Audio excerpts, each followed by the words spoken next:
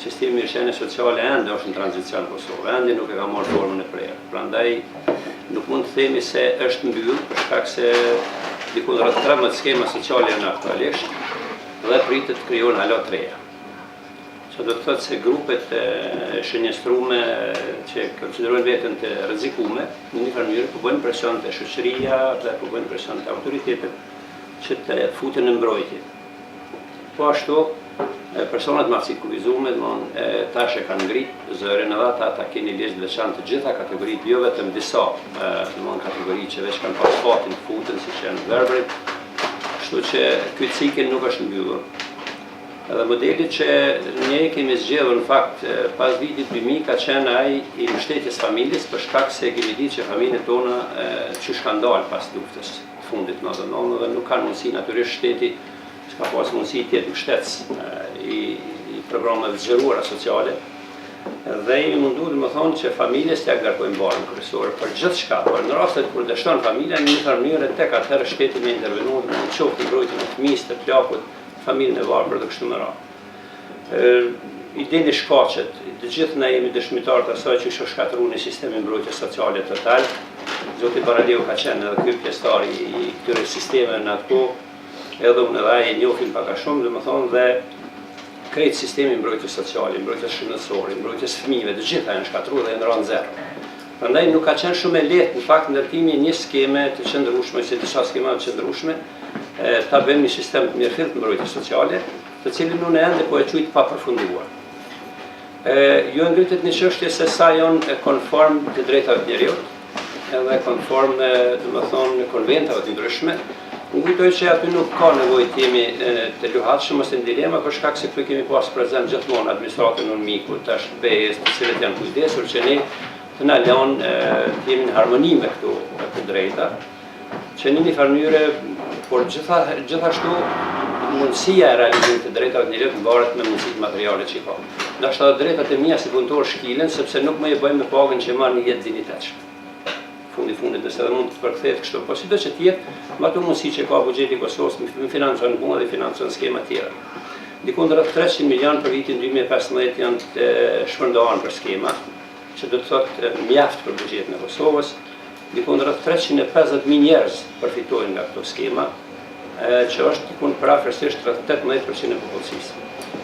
Ju i dini edhe parametrat e varfrisë që ka bëvë banka botërore, edhe mund varfrisë absolute, të gjitha këtu. Po ashtu duhet t'i referohem një studimit që e ka bëvë banka botërore pak më herët dhe ka dalë me disa rezultate shumë interesante. Thotë, nëse nuk do t'ishte skema pensionale, varfëria do të rritë 9%.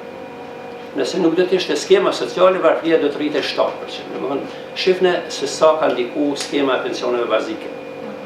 Kështu që në një farë mënyrë pensionet me diçka bile prim në rajon, me skemin e pensioneve bazike prim, dhe ky ristrukturimi i 8 vendeve që pretendojnë me hyrje në BE ndonjëherë, është që mi mriti në vitin 2020 disa parametra, një ndër ta është që vendet tjera të rajonit, siç është Shqipëria, Mali dhe të tjerë, të mbrojnë me çdo kusht personat mbi moshën 65 vjeçare, pavarësisht kontributit të tyre. Kështu që ne këtë standard e kemi arritur çysh më herët, edhe jemi pak më afër. Natyrisht që ju kemi hyrë hak njerëzve që kanë kontribuar. Kanë dhënë kontribute shumë vjeçare, por për shkak të rrethonave të zhvillimeve politike.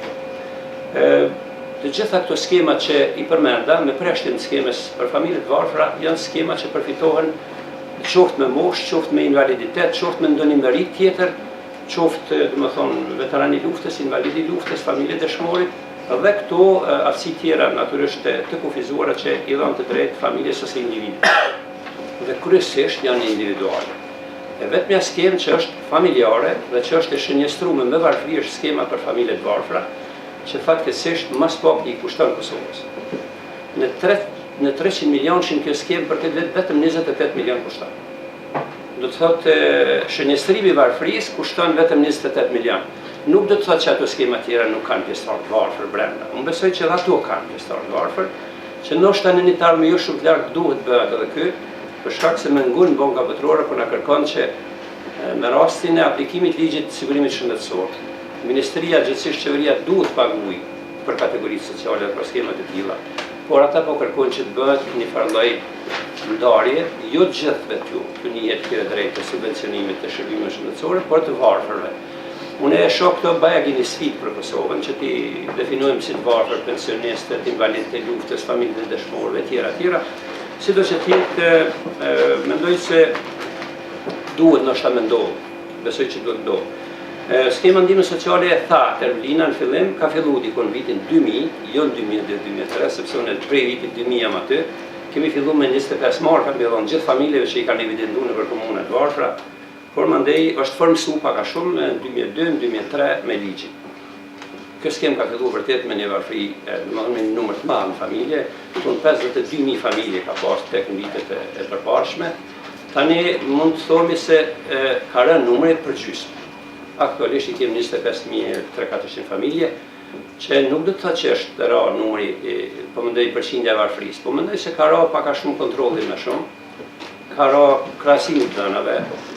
Do të thonë, në fakt, jo ka ra, më falni, është bërë krahasimi të dhënave, është janë eliminu mashtrimet që kanë qenë, për shkak se ne jemi edhe më tutje ballafaqohemi me mashtrimet. Po ju përmendi vetëm një rast, me rastin e marrëveshjes që kemi vënë me ATK-n, brenda një muaj 1030 familje kemi arrit me i gjetë që janë marrëdhënie pune për realizojnë ndihmën sociale dhe për tyre ka pas edhe shërbim civil. Do të thonë, në këtë shkallë është niveli i mashtrimit, brenda një muaji. Pastaj kanë shku duke rënë në vazhdimsi.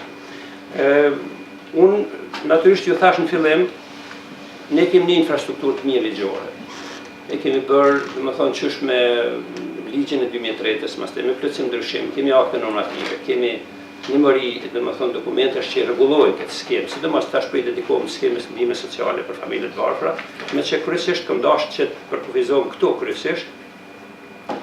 Kjo skemë natyrisht që është bartë, është delegu përgjegjësia 2009 te autoritetet lokale, për shkak se kemi menduar që edhe ashtu punëtorët kanë qenë në qendra, dhe qendrat për punë sociale bëjnë menaxhimin e kësaj skeme.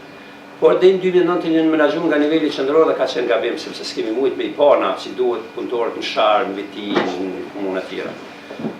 Janë barë përgjithësitë, kemi pas frikë se do të degeneroj me ndikime politike, mund t'ju them se jo, punëtorët e qendrave kanë majtë mirë, dhe nuk ka pas ndonjë degenerim, ka pas ndërhyrje të vogla politike në disa komuna pak a shumë, por sido që tjetë ka shku mirë. Ministria natyrisht i ka ruajtur përgjegjësitë e veta, bën kontrollin, bën urdhëresit për pagesa, bën monitorimin e vazhdueshëm të skemës, kemi njësi të kontrollës, janë 3-4 llojet domethënë monitorimeve që i bëhet skemës. Pastaj janë komisionet mjekësore që menaxhohen natyrisht, se një ndër kushtet që janë një mori kushtesh që familja duhet të realizojë ndihmën sociale është që edhe njëri antar i familjes ose ndonjë antar i familjes tjetër, domethënë me aftësi kufizuar mbi 80%. Skema i jepet në 2 kategori që është rasti i veçantë në Evropë, për shkak se në kategorinë e parë natyrisht bëjnë pjesë të gjithë anëtarët e familjes që janë të paaftë për punë, që të kontribuojnë me mjetet veta, ku ka familje, gra me fëmijë, ku ka pleq, ku ka jetim, ku ka persona me aftësi kufizuar dhe kështu me radhë. Në kategorinë e dytë, tani po ju them pse ka lind, pikërisht për arsye se të presionit njerëzve papunësisë dhe të varfrisë në vitet 2000, e cila, domethënë, na ka detyruar që të mendojmë ta zgjerojmë këtë listë. Dhe të marrim edhe njerëz që janë në tregun e punës, janë të regjistruar në zyrat e punësimit, për shkak se nuk kishte kompenzim për papunësi përkohshme, as atëherë sot nuk ka. Dhe kjo na ka shkaktuar shumë të lashe, edhe vazhdimisht vazhdon të na shkaktojë të lashe dhe kritika, për shkak se ne dashur të nalemi dikun sepse s'kemi mujt të paguajmë gjithë papunët në Kosovë. Po dashur vëmë një kriter, cili kishte qenë ai kriter? Po mirë familja dhe të ketë një fëmijë dikun 5 vjeçar, deri në moshën 5 vjeçare, duhet kujdeset se mund shkon në tregun e punës. Dhe tash vazhdimisht kritikat pse kemi bërë këtë kriter. Pse dash dikun më vu buri i kufirit për shkak se s'kemi mujt me i pagu gjithë papunët. Dhe kështu ka shku, domethënë, edhe me kategorinë e dytë, ne tani me programet ndryshme mundohemi që këtë kategori të mos e lëmë në bashkëmëri që ja tha edhe këshilltari që të mos i shndrojmë njerëzit në parazit social. Mundohemi me programet të gjenerimit, të punësimit, me programet ndryshme që t'i afrojmë tregun e punës. Besoni që nuk kanë dashur më shku. Derisa kemi bërë detyrueshëm që nëse nuk shkon e humb ndihmën sociale.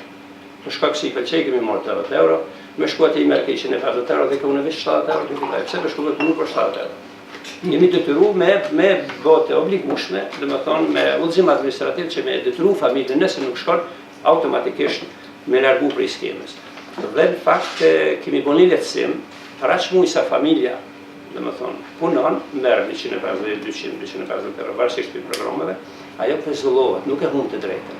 Vetëm pezullohet, kurse janë disa mjete për aq muj sa punon, dhe pastaj rikthehet automatikisht në familje kur përfundon kontrata e punës tij. Kjo ka qenë një brenda e bronkës botërore dhe do thonë ne kemi bën me udhëzim administrativ këtë kriter që mund të kthejmë. Është specifik se me plotësim ndryshim ligjit e përmend edhe Vlina, ne kemi bërë disa avancime të ligjit i skemës ndihmave sociale, sepse kemi përfshi edhe qytetarë tjerë që janë banorë të Kosovës, që kanë leje qëndrimin në Kosovë, që janë cilësi të azil kërkuesit, që janë persona, cilësi të refugjatit, edhe që janë persona në mbrojtje të përkohshme. Kështu Ministria e Brendshme po i trajtojke, mos më kërkoni me ditë se cili është ai, sepse në është asi di këto specifika krejt, por të gjithë këta e kanë të drejtën që të konkurrojnë dhe të dëshmojnë se kanë kaluar përmes procedurat Ministrisë Brendshme dhe na automatikisht ja u njofim këtë të drejtë. Besoj që dhe kjo është një standard i mirë evropian, sepse edhe vendet e BE-s ne kanë kërkuar që ta kemi për shkak liberalizimit vizave. Nuk ka shumë familje, mos ta preferoj, por megjithatë është e hapur kjo. Edhe ligjet tona në fakt janë qoftë i ndihmave sociale, qoftë i shërbimeve sociale janë mjaft gjeneroze. Edhe thonë se çdo qytetar që gjendet në territorin e Republikës Kosovës ka të drejtë të marrë gjitha shërbimet si banori i përhershëm që është i Kosovës. Domethënë, kështu që edhe në këtë rast mirë jemi të, domethënë këto janë disa detale që e tash përmend plotësim ndryshimi i ligjit. Deri në vitin 2012 ne kemi pas për shkak limiteve buxhetore në kufizim familjen e kemi paguar vetëm deri në 7 antar. Dhe një numër bajgë i madh, mbi 10% e familjeve kanë qenë domethënë mbi 7 antar familjes, për ditë traditat kosovare që janë jetojnë ende shumë antar familje me një familje. Ne ju kemi një hak aty njerëz, për shkak se s'kem pas mundësi me përcjell çdo antar familje me shku duke u rritur nga 5 euro. Ky limit është hjek me plotësim ndryshim, tash paguhet familja deri në 15 antar. Edhe është bërë një progres i vogël e konsideroj unë, me që as shtesat e fëmijëve që kanë ekzistuar përpara nuk janë rikthyer se s'kan mund të rikthehen. Ne kemi bërë një përjashtim të vogël të familjet në asistencë sociale, kemi propozuar dhe ka kaluar domosdoshmë propozimi jonë që të marrin për çdo fëmijë nga 5 euro shtesë familja, si ndihmës për shkollimin e tij, për edukimin e tij. E di që nuk është e mjaftueshme, e di që me 5 euro fëmijën brenda muajit s'mund të bëra asgjë, por kaq që mundësi tona dhe kaq ka qenë e lejuar nga Ministria e Financave.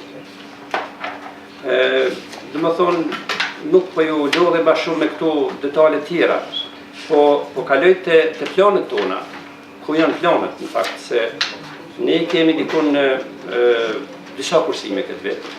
Kemi planifikuar që ta bëjmë rritjen e ndihmës sociale, nëse na lejon Ministria e Financave gjithmonë është pyetja na lejon, për 25%, që do të thotë se i bie familja që ka marrë përpara 40 euro, tash mund të merr 50 euro individi dhe ashtu në mënyrë progresive shkon duke u rritur deri në 150 euro, domethënë është kam diku një tabel që kemi vënë për llogaritje që është megjithatë është po mendoj unë nëse del mirë. Po familja merr 50 euro dhe shkon deri 150 euro domon familja me 15 antar, plus nga 5 euro për fëmijë, që do të thotë se jemi bajë ofër ndoshta të ardhra, s'po them mesatare, por Vlina na ka kritikuar vazhdimisht se dinjë ndërmjet kemi qenë lart.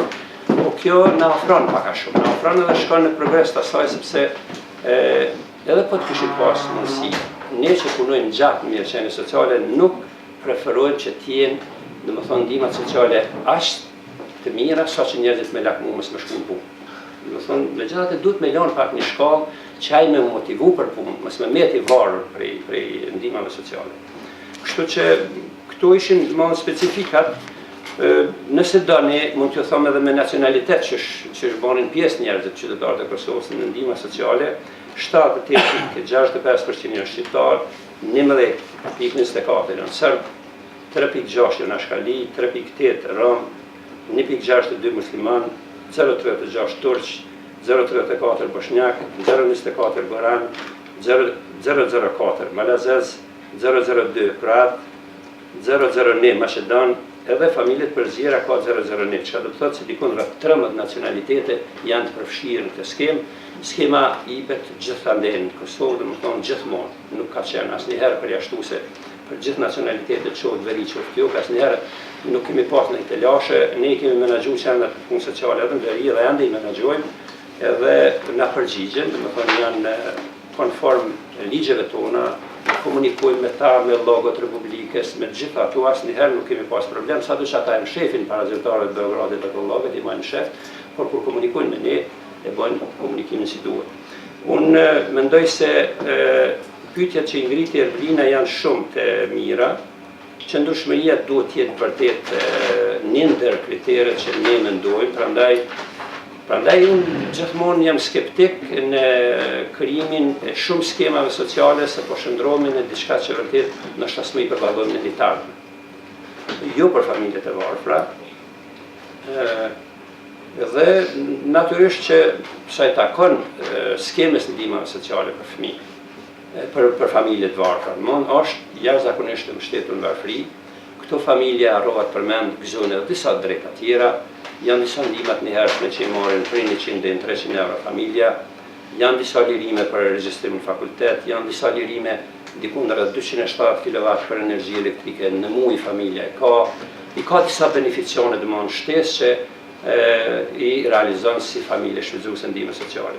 Kështu që besoj që kjo ishte ndoshta pak si motiv për mi nxit me na vë pyetje se ka shumë çka për të thënë këtu, por po dojmë një kushtim, një lëndë dhe ju fjalë. Faleminderit.